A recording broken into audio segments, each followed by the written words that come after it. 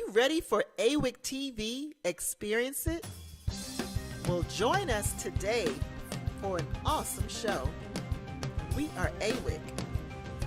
Your host, Latricia Bailey.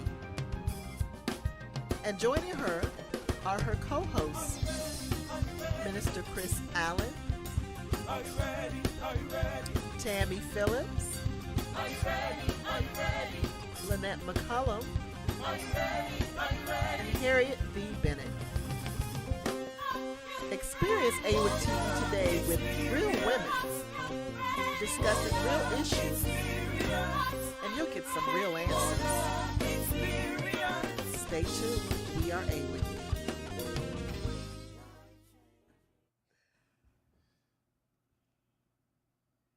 Good afternoon, evening. Welcome to Awic TV Experience It. I'm your host, Latricia C. Bailey, and as you can see, we have some friends here today.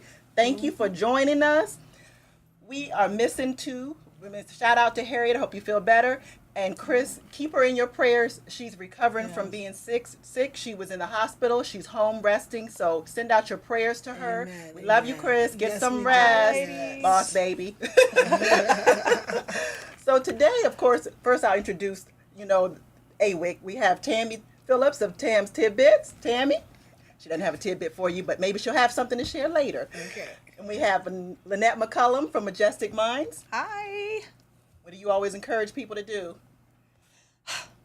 Move beyond the horizon. There's more out there for you than you can think. Amen.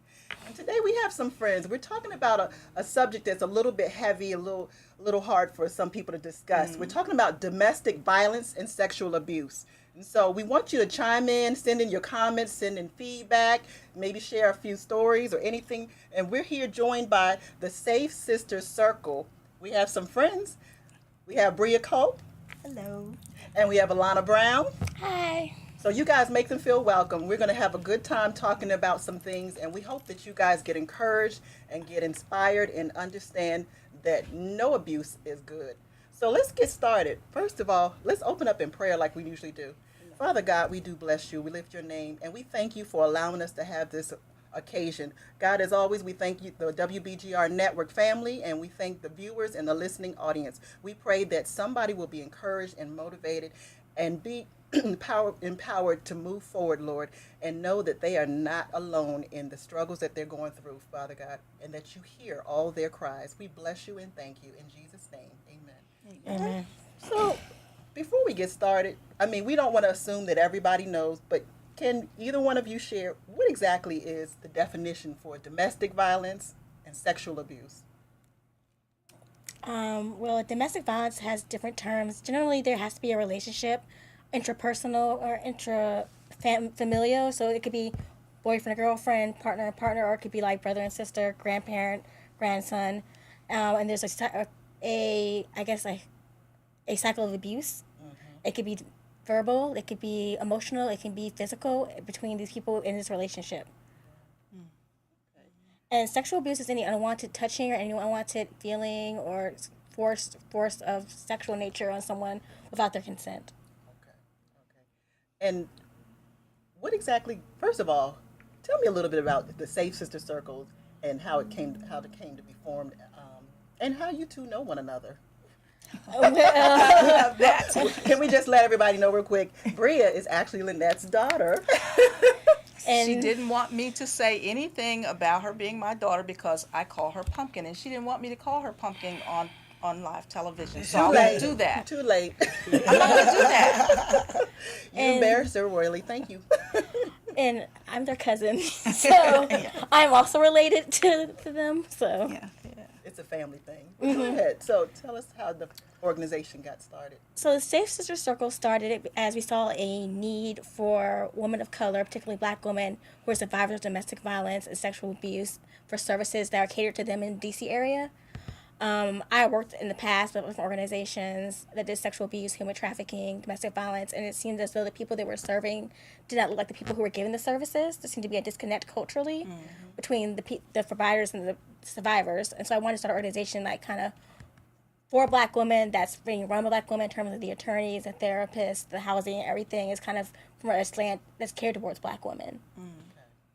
And to add on to that, what was it, two years ago, I believe, I had a friend of mine and I put together a Save Our Girls Summit. There seemed to be an epidemic in D.C. with girls disappearing and people, all of this human trafficking information coming out. And one day, one of my friends told a story about her neighbor upstairs. She just thought she had a noisy neighbor. It turns out she was being trafficked by her boyfriend. And from there, I started, seeking out information about how we can inform people, about, what are the signs for human trafficking and things like that. I used some of the resources that Alana provided to me, and we had common interests, and I didn't even realize it. And that's kind of how we came to work together. Okay. Let me just let the audience know we're going to talk about human trafficking a little later on this month. Matter of fact, next Sunday, we'll have another guest on to talk about it. But can you explain for people that really don't know what human trafficking is? What is human trafficking? We know what sexual abuse is, and we know what domestic violence is. What's human trafficking? Human trafficking is pretty much any. People think it's solely sexual trafficking, but it's not. Human trafficking also includes people that are brought to other places to do any sort of work and held against their will. Money is exchanged, but not necessarily for the person that's doing the work. It includes domestic work. It includes farm work, things of that nature. It's not just sexual trafficking. Yeah. Okay. And is that, when you talk about that, is that typically, well, I don't know if there's a typical victim or not, but folks from other countries outside of the United States? It happens largely with minorities. I don't know the actual statistics, but it happens largely with minorities, and those minorities can even be as far as social class. So usually the poorer people, people of color, people from other countries looking for better opportunities. Some people get tricked into it. There are girls that get tricked into it by men who pretend to be their boyfriends and, oh, I can do this for you, I can do that for you. And then they end up becoming indebted and enslaved by them. I also say that I think it's a misconception that a lot of times it comes from overseas. I think in the D.C. area, mostly it's majority Black women, young Black girls, and that's usually the case for East Coast countries, East Coast states like Baltimore, New York, D.C. It tends to be Black and Latina girls, but I think they'll get enough attention because of who they are compared to like people from Asia and Russia who you hear a lot about. So when I tell people I used to do human trafficking, where people always assumed it was international, and I would say no, it's the people in our own backyards that are doing it. Those are the who are getting hurt the most in terms of this area. That's enlightening. Yeah, I didn't know that. And so Safe Sisters, it's almost a tongue twister. Safe Sisters Circle helps to empower domestic violence women, abuse victims, and sexual abuse victims. But how do you work with human trafficking victims? How do you get involved? So human trafficking survivors, I've worked in the past with them through an organization. I would say there's a combination of sexual abuse and domestic violence. It's kind of the perfect combination. It's human trafficking. You're getting abused and that they're selling your body and your sexual services to other people. But also generally there's a relationship between the abuser and the survivor, where usually it's a boyfriend-girlfriend type relationship, at least to their minds. Right. I mean, when I worked with them, generally they didn't use the word, as I was telling you, they don't use the word pimp. They usually say boyfriend or my man or my husband. And that's generally, so that relationship can be kind of like a boyfriend-girlfriend relationship. Although it's distribution of power is not that. So pretty much it's a distribution of power for those relationships, right? Right. I mean, actually most domestic violence relationships, there is a distribution of power that's off. Usually the abuser has more power than the person being abused. That's usually a sign that there's something wrong. Because I know we were talking about, you and I talked offline about the whole case about R. Kelly and the victims that he's been dealing with. we call them victims, but the young ladies, they haven't had any connection with their family. They've cut off their families, and you were talking about that relationship sometimes. I think that generally a lot of times with domestic violence situations, there's isolation. That's definitely one of the cycles. Is you get isolated, so you're not looking for support. So you're isolated from your family, from your friends. So, you can't reach out to them. And so when things go on, they'll threaten people. It's like if you tell your mother or your father, then they'll break us up, or I'll break up with you, and then people won't do it, and then the abuse is going on. No one's seeing the abuse because no one's around to see it, or like people who know you the best aren't seeing the changes of how you're acting every day, or how you're reacting to people, or any bruises or anything like that because they're not around. So I think getting people away from their families is kind of like it's like stereotypical like abuse, like R. Kelly's casebook. Yeah, yeah. I was gonna say, can you share a story of a case of somebody that's coming to Safe Sister Circle? I'm just gonna tie me up for a minute. Can you share an example of a case of somebody that you dealt with without revealing, any? Well, we're still taking on clients right now, so I can share a story of a case I did when I started my career. It's actually with a Latina girl who actually was in a relationship with an older man, who was a black man, and he actually made her start stripping to raise money because he didn't want to work, so she became a stripper to raise money for them and their children, and he was physically abusive, broke her nose, strangled her, one time attempted to rape her, and then he was also an informant for the federal government. So when he got arrested for trying to rape and strangle to death this person, he got put into federal jail.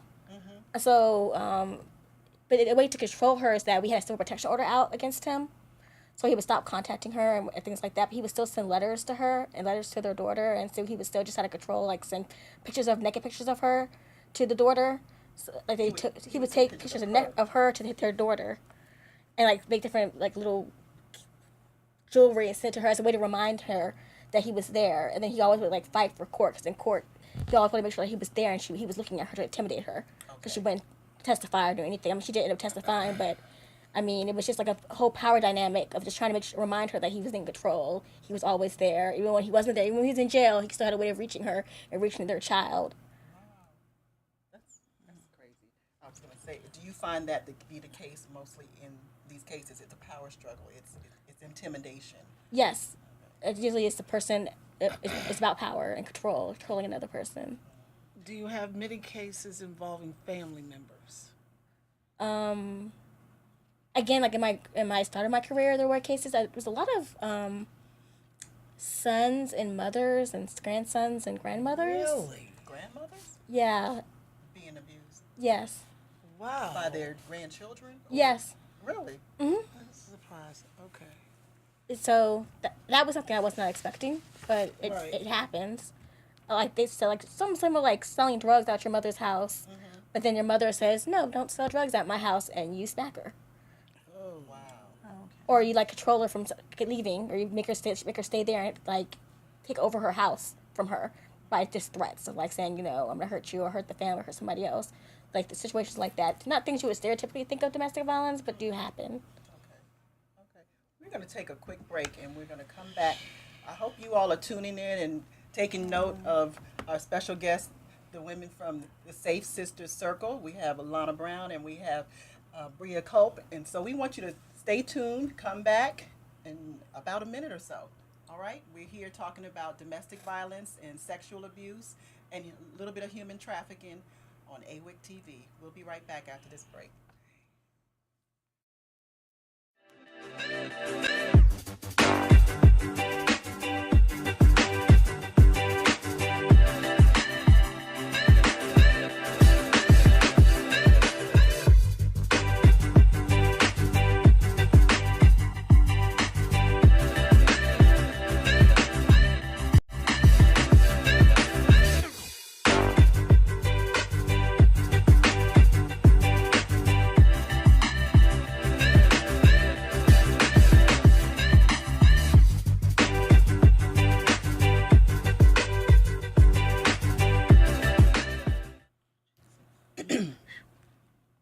We are back on Awic TV Experience It. Again, we have our guests today from the Safe Sisters Circle. We have Bria Culp and Alana Brown, and they're going to share a little bit more about the subject of domestic violence and sexual abuse and human trafficking from their perspective.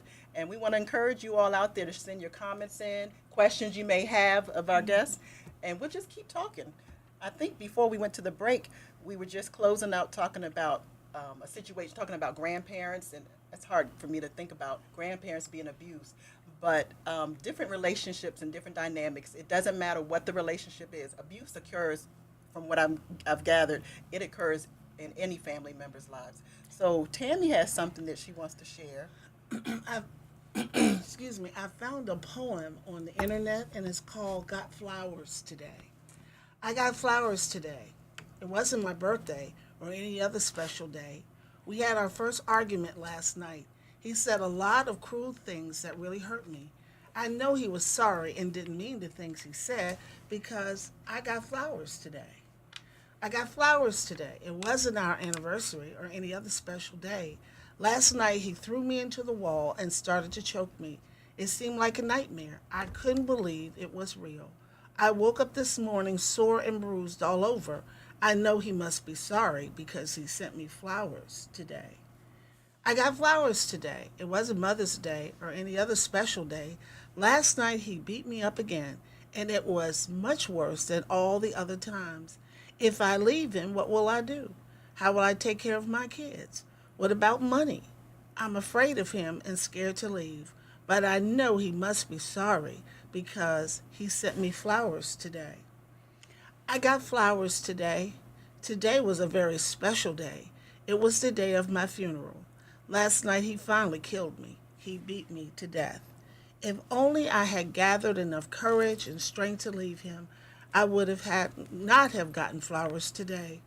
This poem is dedicated to all the victims and survivors of domestic violence. You ask, why didn't she leave? I ask, why did he hit? The author is Paulette Kelly. She herself had gone through the situation and was so proud that as of last year she had been free of this domestic situation for 7 years. But I thought that the question that people always ask the question, why didn't she leave? Why didn't she leave? And it's such an indictment against the woman, as if she has options. A lot of times she feels like she doesn't. But I like the question because Paulette asked the question. I asked, why did he hit? And that's not the question that gets asked that much. It's always on the victim and never on the abuser. It seems as if abuse at the hands of your significant other has been normalized to the point where the victim is placed at blame. If you knew he did this and you heard him say that before, and the question, why didn't she leave? Not just because she may be afraid, but also just statistically speaking, affordable housing. The issue with affordable housing is a domestic violence issue because a lot of women do not leave because they cannot afford to. They don't have places to go. There are, as a therapist, there are people that I've referred to shelters that were in domestic violence situations that couldn't handle the amount of people that were, they didn't have space for them. Right. So affordable housing is, also part of it. So, domestic violence isn't just an interpersonal issue. It's also a political issue. Right. The current climate and the current economy leads to, not just frustration and people lashing out and abusing their partners, but also making it virtually impossible for some people to have the resources to leave. So it's cyclic. It's, I'm upset because, the economy is this and this happened to me at work, and then I come home and I abuse you. Not, that's not my, proper coping, but I can't afford mental health help and you want to leave, but you can't afford to leave. Right. So it's all, there's a lot more to it than just, he gets upset and he hits her and now it's time for you to leave. There's a lot more to it that I think people need to take into consideration when they start to blame victims. Especially parents. Because it's not just, I have to go somewhere, but where's my child going? Right. Yeah, Where the children- exactly. Yeah. And what happens a lot of times to the children in cases There are shelters that accept families. They do. And I've had clients that have had no other choice but to take their children to the shelter, but they also use that as motivation to work through the steps. There are shelters that are set up not to keep you housed, but to help you move forward. Right. And I've had like I said, as a therapist, I've had clients that have been motivated to, this is not where I want to stay. So, they've moved on and, become successful, gotten their own places and things like that. So sometimes, you have to take your children to the shelter with you. It's not the ideal situation, but staying in a home that, is wrought with violence, and it's not just domestic, like physical abuse. There's also financial abuse, handing over your money, or he's controlling the money. They're Verbal. Yeah, verbal abuse, emotional abuse, psychological abuse, just intimidation. There's some people that are in abusive situations that have never been hit. But the emotional toll of him towering over you every day, or waking you up in the middle of the night to fuss about something, those things are abusive situations as well, that people think because he did not hit me, I'm not being abused. Right. That is so helpful, because I'm wondering how many people just heard what you just said and don't even know they're in an abusive situation because I've not been hit. Well, then I'm okay. No, not if the person's cussing you out, calling you out your name, holding on to the money, frightening you, you're scared to come home, you're wondering what's going to happen. Yeah. All of that. Yeah. There are.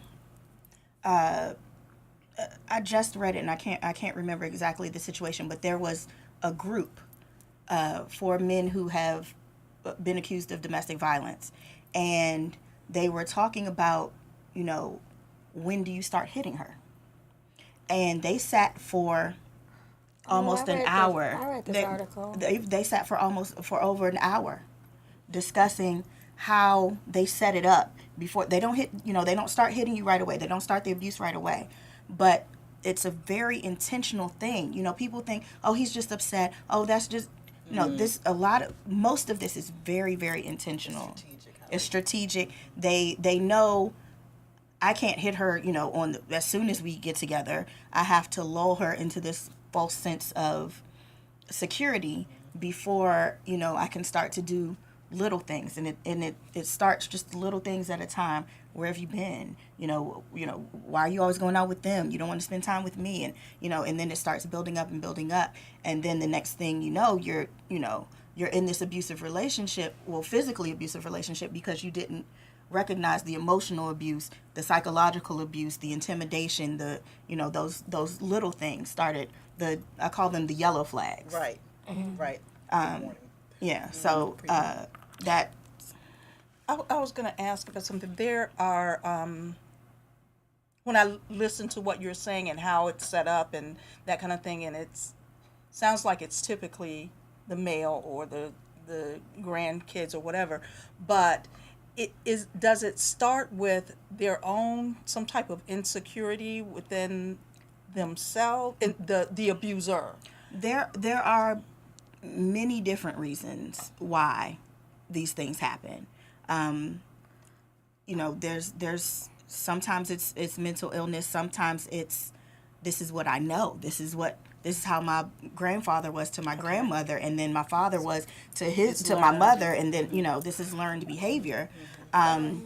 Sometimes it's lashing out. Sometimes there's no typical reason behind it. There's usually something in the past that led them to this, but it varies.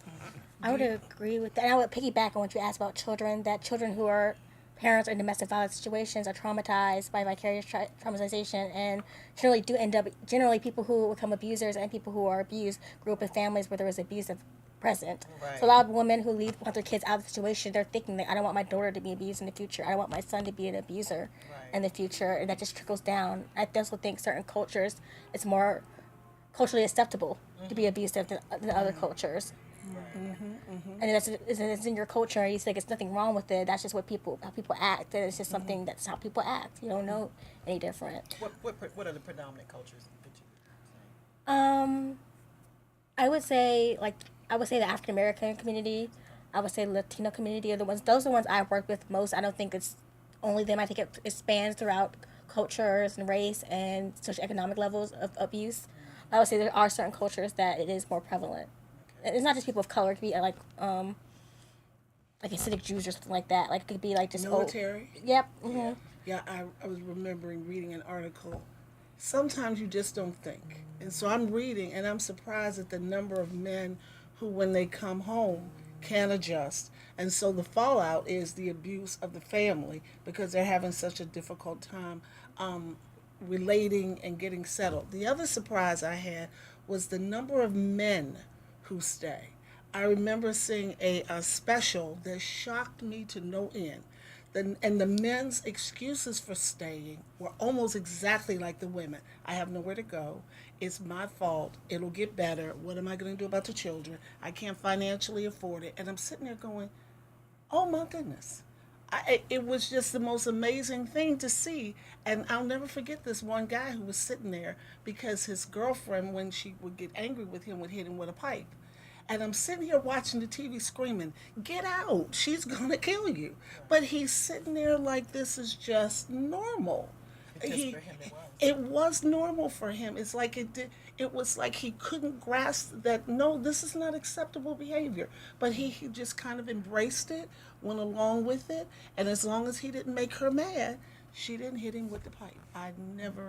This is years ago, but just surprising. You think one way, male, female, and it's not. It seems to be prevalent where there's stress. Yeah. Mm-hmm. It's not just male, female, or female to male. It happens in same-sex relationships as well. Mm-hmm. There are situations where they're abusing one another. It's a almost like a tit for tat. It's like, oh, you did this to me, so I'm going to do this to you, and it just escalates and escalates, and that becomes the normal. And again, you said he was talking about her hitting him with a pipe. She didn't start out hitting him with the pipe. But they didn't address the yellow flags. A lot of times people are like, oh, we explain things away so often for the people that we love or the people that we think love us, and we end up making it okay. By explaining it away, I didn't even mean for this around, but by explaining it away, you make it okay. By saying, oh, he's just upset. Oh, she had a bad day. You can say those things, but you need to address those things as well, because you need to let that person know this can't keep going on. This isn't okay. This isn't healthy. And a lot of times people don't address things because they think they're going to make the person upset. And what I tell a lot of my clients is, if you cannot let this person know that they're harming you without them harming you further, there's something wrong with that. That's not okay. Or the fear of their harm. The fact that your own well-being, you're putting that on the back burner because you feel that in an attempt to make things better, you're going to make things worse for yourself. That's not typical. I don't like to say normal. That's not typical. That's not typical. Yeah. How much? I was going to say, hold your comments real quick. We're going to go to a commercial break and we'll come back. Don't forget it, okay, Alana? Okay. Don't forget it. Again, we're talking about domestic violence and sexual abuse and human trafficking, and we have the Sisters Circle, the Safe Sisters Circle, guest here on our show. We're going to take a break and we'll be right back after this, okay? Don't go anywhere.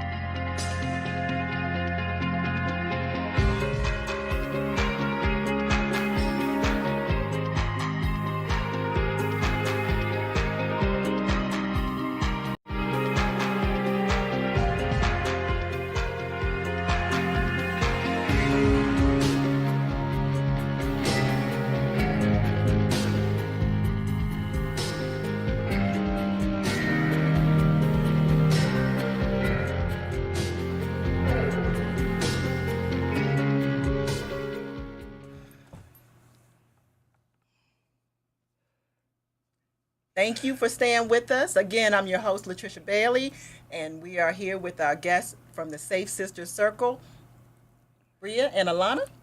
And before we went to our break, Alana had a comment, just a quick comment. Just an observation in terms of looking out for like young women or men or anyone looking out in their relationships, that people who are abusers tend to be very charismatic and very can talk their way out of anything. Seem to be very persuasive. So I'll give you an example. Like I started my career as a prosecutor, and when we had domestic violence cases, we would interview the defendant at the time or the accused offended. And a lot of times they were young men. Usually they were attractive. A lot of times they were older than the woman they were with. Very charismatic. They almost always hit on me. Almost always try to sweet talk me. Always try to like kind of see if they could kind of play me out a little bit. And I let them because it was to my advantage to like get them to like lie and do all this stuff because I could use that against them in court. Which I'm not saying you should do. You set the trap. I'm not saying you should do. But I mean, I was amazed by how they had these big, likable personalities. And that's how a lot of times they're able to get people. And I was able to keep people around and to kind of sweet talk them and have honeymoon phases after like abuse goes down. Like the poem you read about the flowers. Like a lot of times after the abuse, they're able to do things for the woman to get them in the honeymoon phase again.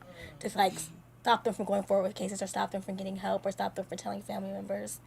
So just like those personalities. I was trying to think of the name. There's a guy, a murder. Gosh, there's a movie show. Ted Bundy? Yeah, that's what I was getting ready to say. Yes. That's one of the Yes. things they talked about. And think about anytime there's someone who's got people chained up in their basement or tortured women or did this or did that, their neighbor's always like, oh, he was such a nice guy. Right. The guy that had the women chained up in his basement was having barbecues with his neighbors. Yes. You know, and to me, I find that to be so fascinating that people think that that's a defense. You know, it's like, oh, he couldn't have done it. He's always been nice to me. Of course he's nice to you. You know, he has to be nice to someone. If he was mean to everyone, if he did this to everyone, then he would get found out. But people like this, they know who they can do those things to. Like she said, she would let them talk to her and do those things because she knew how to play into that to get what she needed. Right. And they know how to talk to people and know, oh, this person I can do this to, or I can say this. And they, they push the line further and further back. Right. Yeah. And that's how they get away with those things. Because like she said, they're charismatic, but they know there can literally be someone that would be abusing one of us and none of us would know. That we all knew. Right.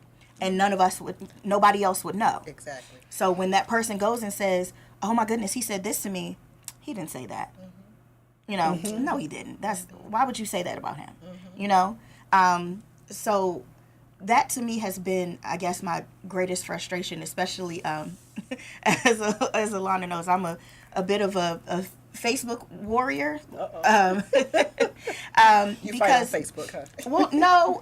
Facebook activist. Yes, we'll say that. And people are like, oh, you can't, do anything on Facebook, or, why are you always on Facebook or whatever. Yes, well, can. This is proof that not only am I always on Facebook, I'm actually doing the work elsewhere. Right. But I've had so many people come to me in Messenger on Facebook and say, I never thought about this way. And, I've had people that, especially in undergrad, we used to butt heads all the time because of their outlook and their views and things like that have come to me just recently and said that you've changed my outlook. Now I understand why we used to butt heads, because I see now that my view was problematic. The things that I was doing, weren't okay. So that has been, I guess, my greatest frustration, is trying to get people to understand just because they're nice to you does not make them a nice person. No, it doesn't. I knew someone who was good friends with Clarence Thomas at the time of the trial, and I'll never forget it. She argued us down, said there was no way in this world that man would have done any of the things that Anita Hill said that he had done. And it was because she never saw him that way. But they were pretty much on the same level. And so he only interacted with her a certain way. Yeah. Anita Hill was his subordinate. Right. So he could do what he wanted with her. People keep forgetting that when she came to speak, she did it against her will, and there were 3 other people with her. She wasn't supposed to go in there by herself. And so there was no talking to her. She said he couldn't have done it. It's absolutely, he is the kindest, the nicest man. So we just stopped talking. Well, you're talking about that situation where it's in the professional realm. The same kind of thing happens with men who try to impress the families. Oh, We're yeah. talking about Yeah. being charismatic, and yeah, is that the right word? Yeah, and where they get the family, especially the father. Yeah. And so I know of a situation where this guy and girl were dating, and of course, they've been dating for a while. He asked her to marry him, but first he went to the dad, and they had this big dinner and all of the that kind of thing. So he roped in the family, and he told the father, I am going to take care of her. I don't want her to work. Step number 1. Right. That was his first Control. step toward control. And I don't want her to work.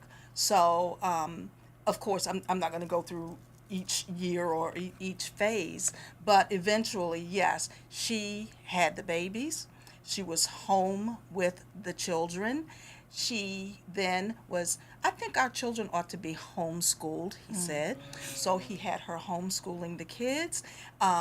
When she had proposed to take the kids and partner, I guess, with some other homeschool kids and go Right. on trips and that kind of thing like that. No, because our children aren't accustomed to this and that. So it was just one thing after the other after the other. no. She said the day that she woke up was the day that he came in, and she asked him, could he give her money to go buy a Pepsi and some potato chips or something like that. I don't even remember. I'm using those 2 things, but it was something that small.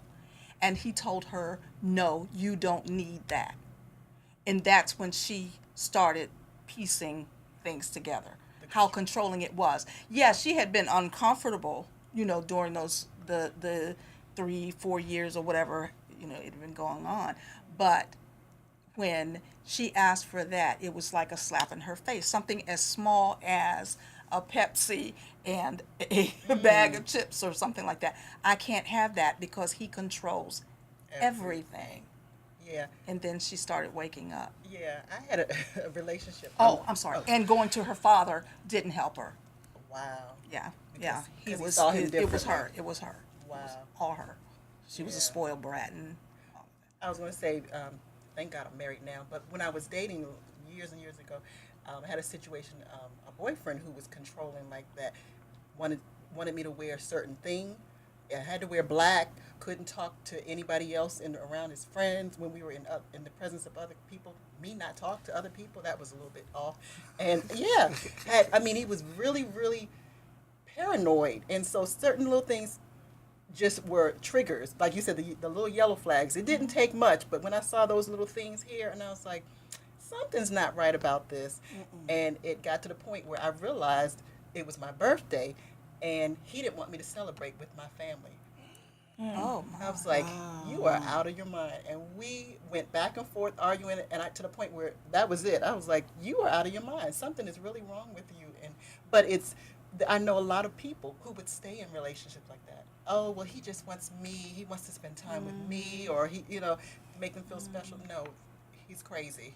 Get out. So just what would you tell somebody, well, that camera, what would you tell somebody that might be in a situation where it's just a dating relationship, where they're boyfriend and girlfriend, or they are, like you said, they've gotten accustomed to the family. They've got won over by the family, and they're getting ready to get married, or they're in a marriage. What would you say to somebody in that situation?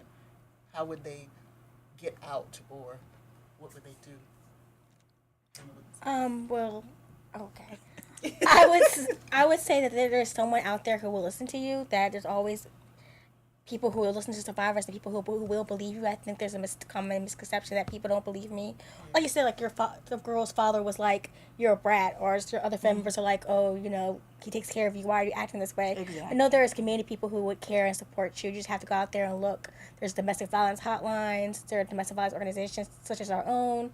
But in every area, there's a national domestic violence organization called the National Network Against Domestic Violence that has referrals to different areas. So even if you can't get support from your family or friends, there are other organizations you can get support from. But I think you'd be surprised that if you did tell family and friends, most people would be supportive of you. I think a lot of people are embarrassed about the situation. That's the thing. That's Things the like main that. But I thing. think if you did say something to people, like to your family members, to your friends, people would support you. People just don't know what's going on. People can't read your mind. They can't know what's going on behind closed doors. And sometimes you're right. People don't believe that this person can act a certain way. But if you're like your sister's telling you your husband's doing something, I think I would believe my sister for sure, even if the guy seems like a nice guy. Right. So I would say speak about it. Don't be quiet. Don't keep it to yourself. Yeah. Tell your friends and family, and also go out, reach out to outside organizations that are there to help. To have trained professionals like therapists and psychiatrists and people who are trained to like get people out of crisis situations. Crisis interventionist, I think it's the word. Is that right? To get people out of those situations. And to add to that, you talk about your friends and family not believing you. One thing that stuck out to me from the summit to this day, that was 2-3 years ago. Most people leave domestic abuse situations 7 times Before they actually leave. before they actually leave for good. So Say that again. most people, it takes them 7 times before they actually leave for good. Yeah, very rarely do people leave them the first time. They Really? yes, For good. For For good. good. They get drawn back in, or life gets too hard without them, or will I really love them, and all of those things. One thing I will say to those people that are dealing with someone that is in a situation like that is remember that it's 7 times. Remember that it may get frustrating for you to constantly say, what are you doing? Why is this happening? Remember to be as supportive as possible. Sometimes all you can do is just listen, even if you're tired of hearing it. If you feel that the person is in immediate danger, then call someone. Tell them to reach out to the hotlines, or you can if you fear someone is being abused, you can reach out and make a phone call. But be patient and show grace to these people that are dealing with this, because again, it's the stacking up of the yellow flags. You may have seen it and the person was so in love that they didn't see it. Right. But just think if it were you in that situation, and what type of grace you would want shown to you. So in a situation like that, Bria, if I'm the friend and I've seen this, I know you did not fall down the stairs again. Right. Okay, and I take it upon myself to call. Well, one of the things that I have heard people say is, I don't want to contact anyone, or I don't want to take, call the police or report this, because then she will get angry with me. What if she doesn't want to leave? Suppose, that kind of thing. She changes her So mind. or Alana, what do you all say to a friend that is thinking of doing that kind of thing, and do they just, would you say, risk the friendship and do it anyway? Or? Let me be clear about when I say, reach out to someone. What I'm saying is for other resources, not necessarily to say, oh, somebody needs to go check on this, or, what I meant is to reach out to someone for resources. Here's the number for this, or, I heard about, XYZ, or, just to have, so that the support system can have a support system, if that makes sense. I realize now that it sounded like I was saying, tell on them or whatever, because that, again, can lead to a sticky situation. But if you do feel like the person is in imminent danger, trust your instincts. That's the best thing that I can say. Okay. Hold your next. I keep having to hold you. I'm so sorry, Alana. It's not a problem. Don't lose your thought. We're gonna go back to our last commercial break, and we're gonna be back again on Awic TV. We're still talking about domestic violence and sexual abuse and human trafficking. So come back after this break, and don't go anywhere.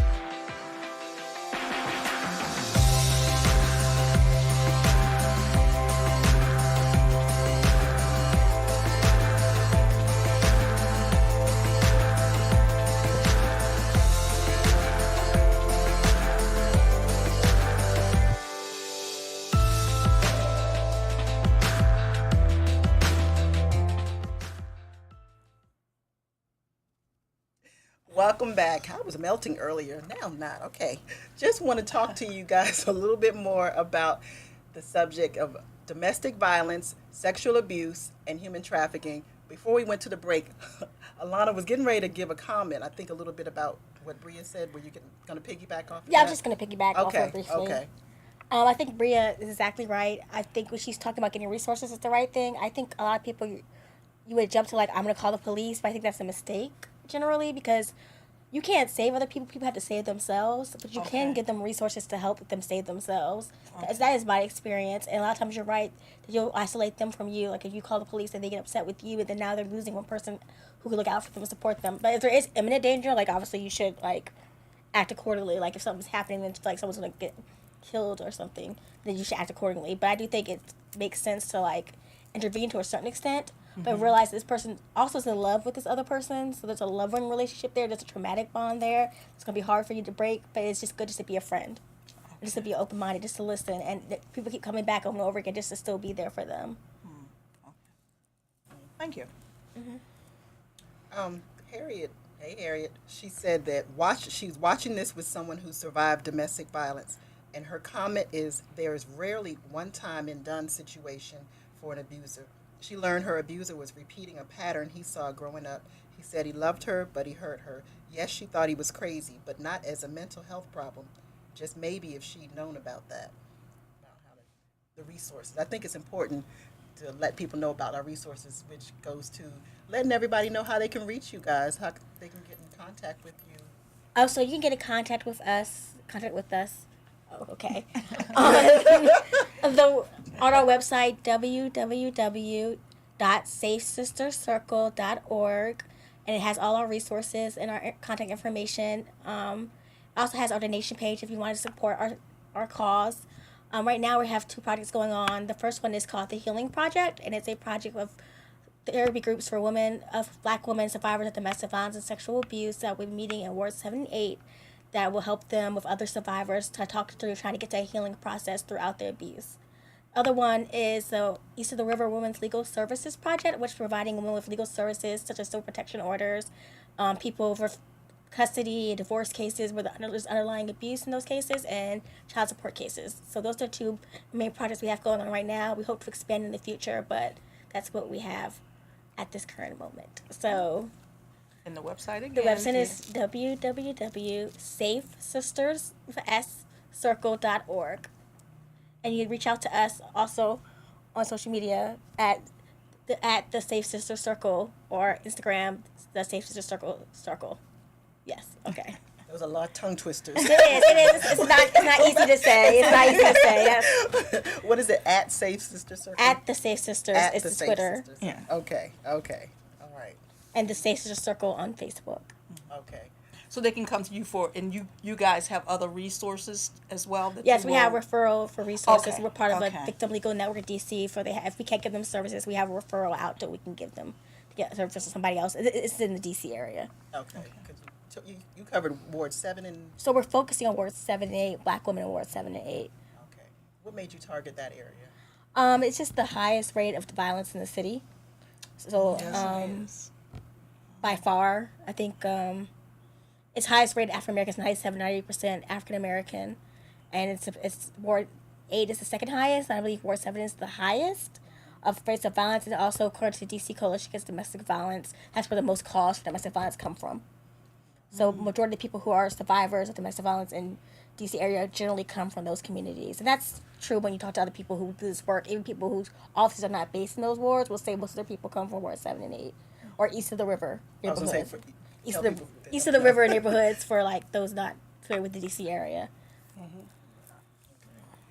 How can we, as people, how can we help you other than donation, and how can the viewers or other people out, because this is a Christian-based organization, Anointed Women in Christ, so a lot of our viewers are Christians, and we know that there are churches that may be out there that have a support system in place.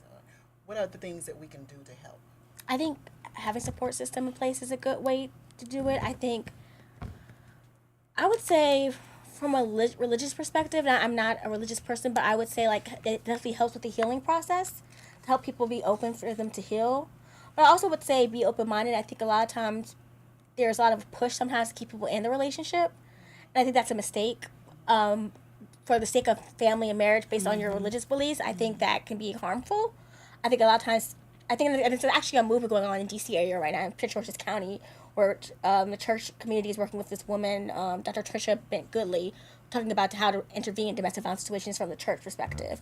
So this doesn't help as much as a problem. But I think being open and saying, like, maybe this person shouldn't stay with them just for religious reasons. Maybe you should seek help elsewhere. Or maybe I could both get counseling. Maybe you can both get counseling or both get services, get resources. Not necessarily like leave. If you stay, get resources. Things like that. So I think there needs to be an understanding within the church that just staying for the family is not necessarily the best route to go. But also, especially for African Americans, I think a source of healing. Like, we need church to heal and to get, better and to move on with your life. Right. We need the word. We need the Lord to help heal. And so what you said was be safe. I think you're encouraging people. Be safe. Be safe first, whatever Yes. the situation is. Right. So what would you say to the person that's in the situation right now, and they can't call you, they can't contact, they can't get to the resources, they're pretty much isolated? What's something that we can do? What's something that you would suggest they do? Because I know we talked about just call or reach out to the resources, and there are a lot of people that can't do that. I would say if they're in isolation and if there's something's happening right at this very moment, I would tell them not to do anything per se, but to think of future plans. We all call it a safety plan. So safety, think about things like how you can get your kids out. Can you pack a bag of everything you need? Do you have your passports? Do you have your IDs? Do you have any money? Do you have friends that you could contact that you could stay with? Do you have family members you could stay with? Do you have anyone who could let you borrow money? Like, get all these things kind of in line. So when you leave, you're going into a support system so you can leave. I mean, you don't always have the chance to do that, so you have to get out when you get out. But if you're right now, just think of ways you can get out and be safe about it. And try to just be low key and just try to find these different ways, different things that you need to get out of the situation. That's what I would say. If you can't just directly go get resources, that's fine. Because once you get out of the house and go to your family or friend's house, or go to a shelter, there will be resources there you can reach out to. Then you'll have the chance to reach out to them. You were going to say something? That actually is something that I've heard people have done, where he was controlling everything, right, but they were able to quietly pack a go bag. Okay. When he would leave, they would just put a little bit, hide things somewhere, so that one day, whenever they felt they were ready, they could pick up the bag and go. It had their ID, or a copy of their ID. It had a little bit of money. It had clothes and things like that they would need that he necessarily wouldn't notice were missing. But over time, they could when they were prepared to go, they could just go. So that I was just going to reiterate that. But also, you were asking what the church can do. Be open to having these discussions. Thank you.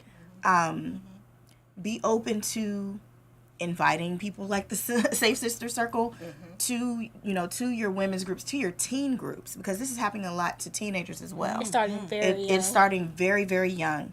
And I would gladly come and speak to your teenagers about dating violence. Yeah, there's a lot of that. Be open. Understand that by not talking about it, you are allowing it. By not addressing it, you're allowing it. It's happening. And not talking about it is not going to make it go away. And when you say the you mean the church or organizations that may have. Oh no, I meant me specifically. I will come and talk to your organization. No, I know that, but I'm saying when you say by not addressing it or by not opening it up. The churches and organizations, by not addressing domestic violence and human trafficking, Sexual abuse, you're allowing it. Right. Silence is your silence means that you're complicit. It makes you a part of the problem. and you're making the person feel like they're alone. Yeah. And then you want people to feel like they're not alone in a situation. Like, no, if they're not hearing it anywhere else that this is wrong behavior, how would they necessarily know? And people could look to churches for, like, leadership and for, you know, for facts and for service. Yeah. You're further isolating people that already feel isolated by not addressing it. Someone, I am not your enemy, is their name, but is there any hope for men who are abused by women? Absolutely, just like there's hope for women. We personally don't. I don't personally know any organizations, but I do know, like she said, there's a domestic violence hotline that you can call. Every area has a network that you can reach out to, and they can give you resources on, again, how to leave, how to diffuse the situation so that you can go and don't make things worse. And I think that actually because we're very specific at who we address, which is Black women's, but there's a lot of organizations that do not, like the organization I spoke about earlier, National Network to End Domestic Violence, they deal with any person who's a survivor of violence. What is it again? National Network to End Domestic Violence, National Network. NNEDV, and they deal with all survivors, whether it's women, men, same-sex relationships, family members, so those are resources for you out there too. There's different organizations that help just survivors, period. They don't distinguish like who they are helping. Good. Okay. And we'll put these resources on our website at www.anointedwomeninchrist.com. So those of you all that are looking to hear more about the resources that are available for victims, for people that you may know who are going through domestic abuse or violence or sexual abuse and sexual violence, or human trafficking. You may know of a situation. I know Bria mentioned earlier that there was a woman who had a neighbor that she found out was being trafficked by her boyfriend. If you notice certain things, you can go ahead and look to the resources that we share on our page and be supportive and support the Safe Sisters Circle, the work that they're doing. We encourage you to continue supporting them and other organizations that are out there.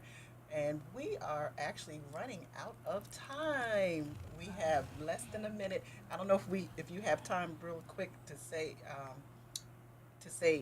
the organization. There was something else you mentioned, the Healing Project or groups organization, the Healing Project that you're working on. Do you want to say that again? Tell them about that. That project again is a group therapy for survivors of domestic violence and sexual assault who are living in Ward 7 and 8 in Washington, D.C. It's free service. We have 2 licensed counselor facilitators, and we're starting in about the end of the month, beginning of next month. So we're actually looking for participants now. People are interested who are watching in the D.C. area. All right. So we're We're going to repost the information about the Safe Sister Circle on our web pages. Right. Yes. Well, thank you guys for joining us. It's time to close out, and you guys don't have to join us as we close out our normal way. You can go through the motions. Well, thank you for having us. Thank you we appreciate that. And again, we thank you viewers for tuning in. We are appreciative of you tuning in. Support us, like our page, and join us next Sunday. We're going to talk more about human trafficking next Sunday with Naomi B. But we're closing out. We want to remind our viewers to discover your value, access your voice, and move in victory on Awic TV Experience It. Amen. Thank you again. We'll see Come you back next Sunday. week. Y'all come back now here. All right. All right. Are you looking to expand your business? Increase your brand awareness with over 1.2 million viewers. Get your book on the bestsellers list. Broaden your reach with 175 million reached on Fire Stick and Roku. Do you need more exposure for your event to get more to register? Then advertise on Awic TV. Don't know where to start?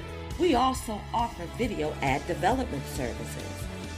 You can find more information at anointedwomeninChrist.com. It could be the best business decision you ever make.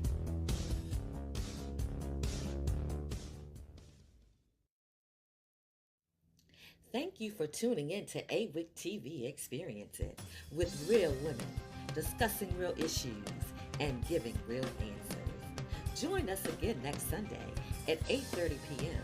and follow us on all of our social media platforms. And remember to discover your value, access your voice, and move in your victory. I'm ready, I'm ready, I'm ready.